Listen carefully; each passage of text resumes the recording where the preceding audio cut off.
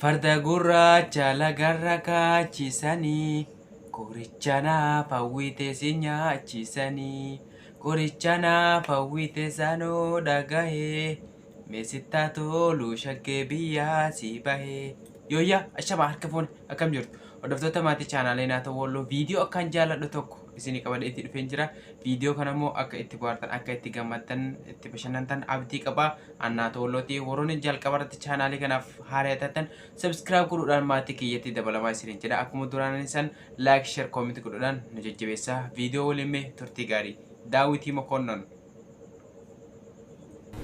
አክቹአሊ ብዙ ኦሮምኛ ዘፋኞችን ስራ ነው ሳዳምጥና ኢሚቴት ሳረግ ያደኩት በተለይ ዳዊት መኮንን ወይ አጃኢብ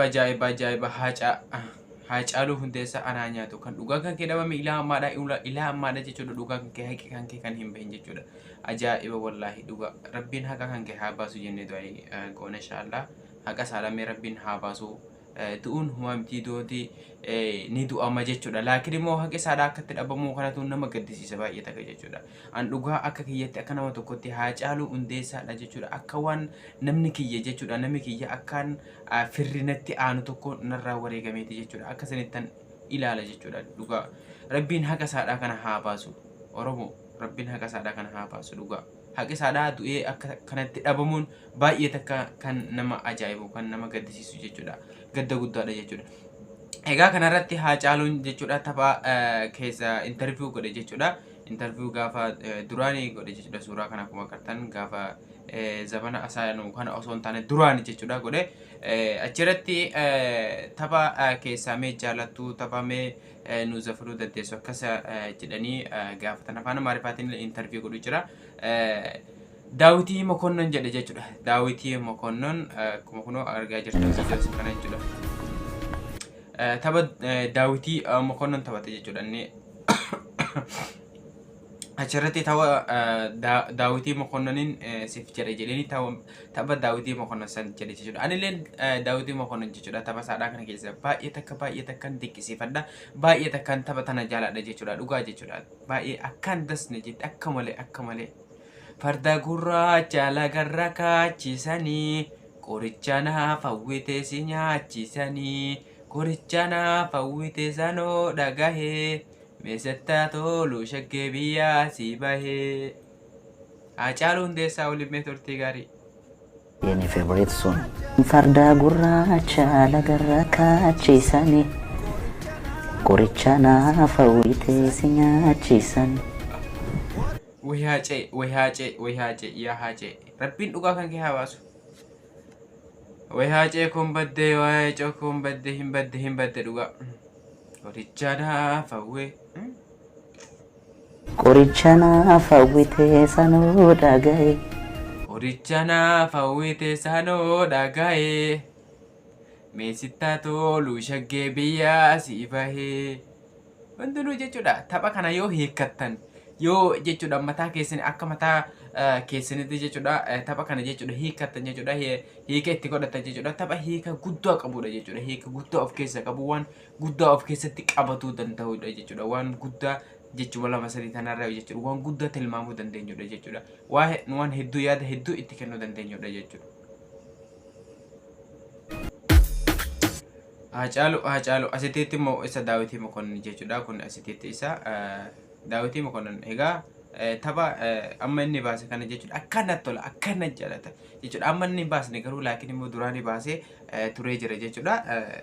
Tapha tana jechuudha akkaan irra deebi'ee jaalladha dhugaa akkaan dasna jettu taphitun maaliif akka taate hin beekne garuu.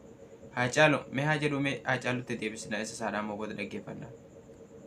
ያደኩት በተለይ ዳዊት መኮንንን ዘፈን የኔ ፌቨሪት ሶን farda gurraacha lagarra kaachisanii qoricha naaf hawwite si nyaachisanii qoricha naaf hawwite sanoo dhagahee meesittaa tolu shaggee biyyaa si bahee jedhe jechuudha.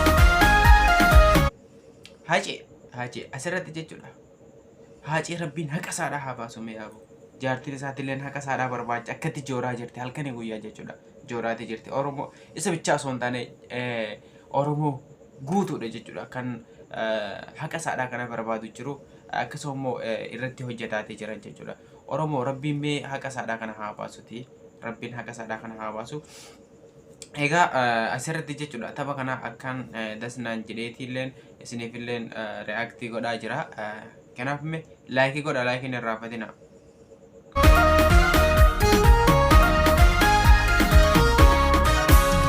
Farda gurraacha lagarra gaachisanii qoricha nama wixeessi nyaachisanii. Farda gurraacha lagarra kaachisanii qoricha naaf wixeessi nyaachisanii qoricha naaf wixeessi anoo dhagahee misittaa tolu shaggee biyyaa si bahee.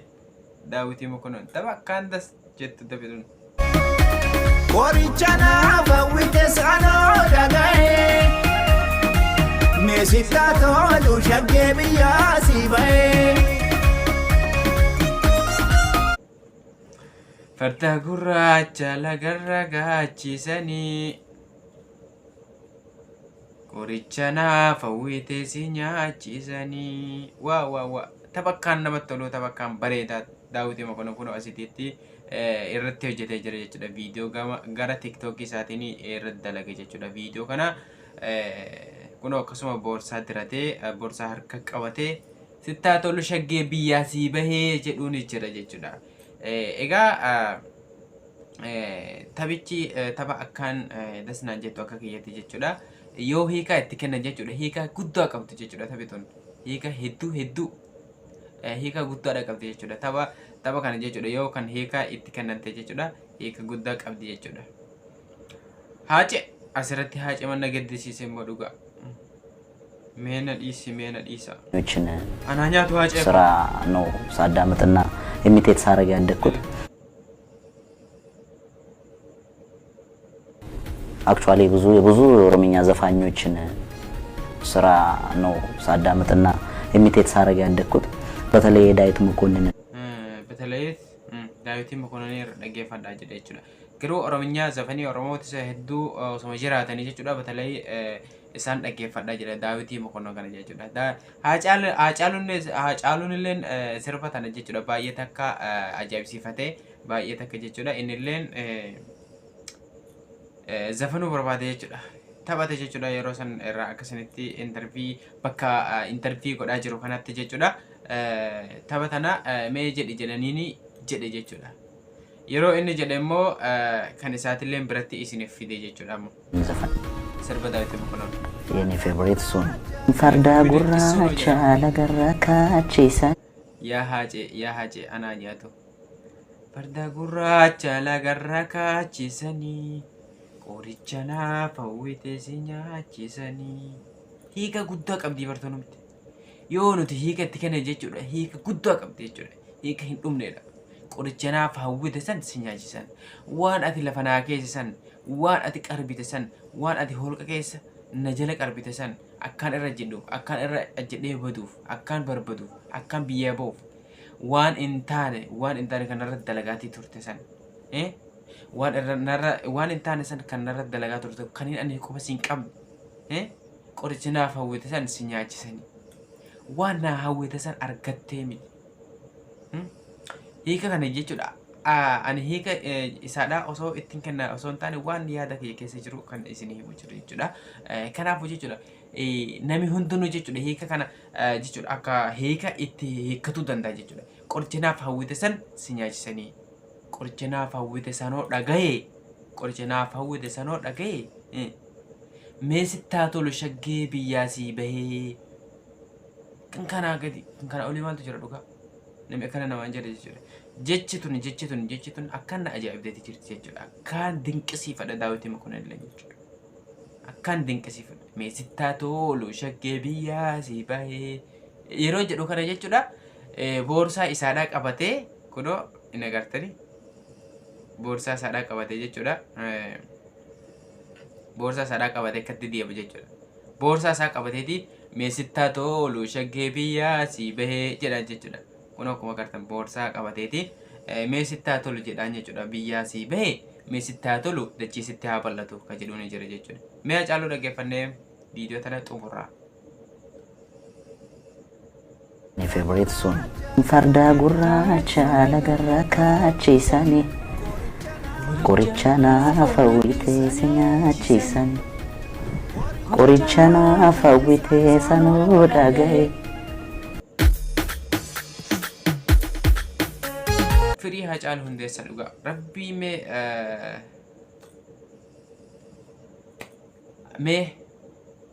bilayyan isaadhaa akkasuma immoo warroottan isaatiif jajjabina hawwinaa akkasuma immoo Oromoota maraafuu jajjabina hawwinaa jechi isaadhaa kun jechuudha. Du'in isaadhaa kun waan akkaan irraanfatamuu miti Oromoo waan irraanfatamuu qabu mitis namni hundinuu kan hin irraanfanneedha jechuudha.